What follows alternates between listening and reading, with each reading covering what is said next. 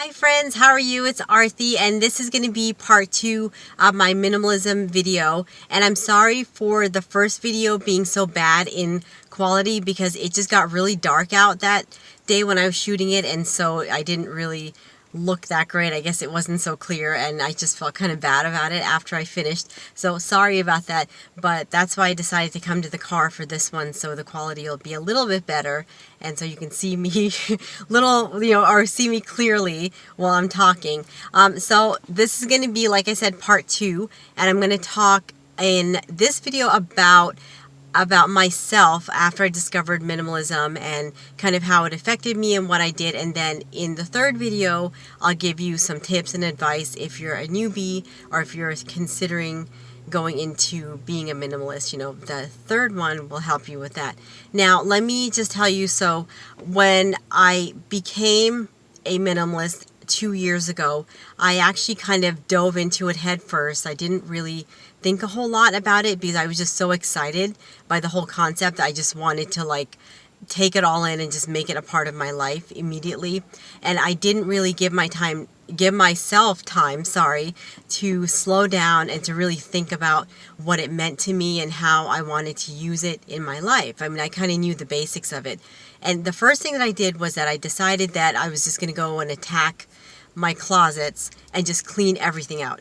And I mean, literally, I cleaned everything drastically. I just got rid of a whole bunch of clothes. I just went on this crazy donation cycle, and I just was throwing out papers and old shoes and the kids' things that they didn't need, and everything was just going out and out of the house. And I actually ended up getting rid of some stuff that I regret throwing out or donating, because there were some things that belonged to my daughter when she was a newborn, which I wish I had kept, but I just wasn't thinking about that at the time. It was just more like I was in this, or I had this downsizing mindset in my head, and that's what, that was my main goal that was driving me to just go ahead and do all that stuff. And then after that, I started telling all my friends and family, oh, I've become a minimalist now. I'm so happy, and, I feel better. My head is clearer, and I know things are going to get better from there. And and it was good for a while, but then after about a few weeks or so, or I would say no more than a few weeks, I would say probably about a month to 2 months, I kind of started drifting away from the whole minimalist concept because I had not, like I said in the beginning, given myself time to really understand what it was and what it meant to me, because I had all these preconceived notions about what minimalists are supposed to do, how they're supposed to live, and I was just basing all of my decisions on that. And then I kind of lost touch with it a little bit and went back to the way I was before. And I would say probably for about 3 to 4 months, I wasn't really, quote, a minimalist. I was just going day to day like I had been before I discovered the whole minimalist concept. And that was kind of, a little bit destructive because I was a little disappointed with myself. I felt like what my original intention was had kind of gone out the window, and I started feeling frustrated. I really wasn't happy about how I was handling it. And then after a while, I decided that I needed to kind of go into it slowly and see, how I could really be a minimalist in my life, because it's one of those things, you can't go through a process of just eliminating everything and just cutting everything down and just, stripping yourself of everything that you think is not right or that you don't need, because then you might lose a sense of who you are as a person. And I don't think that's the right way to go about it. So after a while, I slowly went back into being a minimalist, and then I started to examine different sections of my life and started to see where I didn't really need to have things, and I decided to kind of use my emotions a little bit to figure out what I really wanted to have and what I didn't want to have, and just gave myself time to kind of absorb the whole concept of it so I could structure my life in a different way.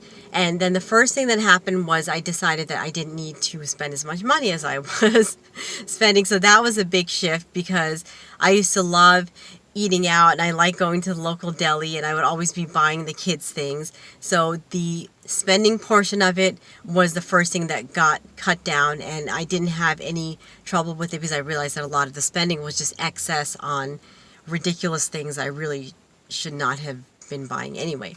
And then after that, I started to downsize my clothes slowly. I didn't get rid of too much more after I did that big donation thing. I kind of held on to a few things that meant something to me and stuff that I felt had memories attached to them. And then after that, the same thing was with in my office area. I went through papers and like little notebooks and things I had had since high school and college, and I decided what I should keep and what I didn't need. And with that, as far as making a decision as to what to get rid of, I thought kind of into the future, and I was thinking about, well, what can I give to my 3 girls when they get older? Because I wanted to keep the items that had a lot of history to them and things that had strong memories attached where I could tell stories to my kids and grandkids when they grew up. And so those were the things that I decided to keep in the house and not get rid of. And then, after that, things were pretty steady.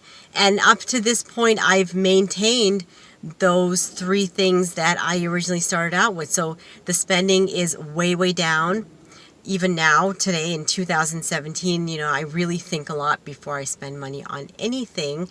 And I don't buy nearly as many clothes. I'm sure if you watch enough of my videos, you'll see I'm not changing outfits a lot. I mean, my outfits are pretty basic.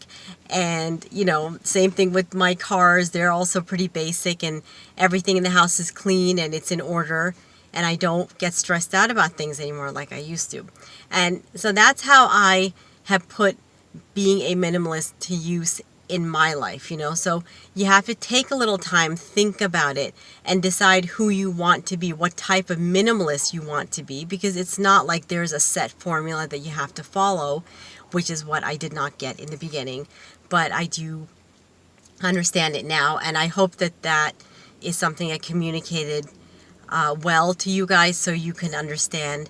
And so I think that's it for this video. So in the next video, I'll come back for part 3, and I'll give you my tips and all the do's and don'ts of being a minimalist and what you should do if you're not sure, or how to kind of get started on it. And that's it for this one. So thank you for watching. Love you guys. Okay, bye.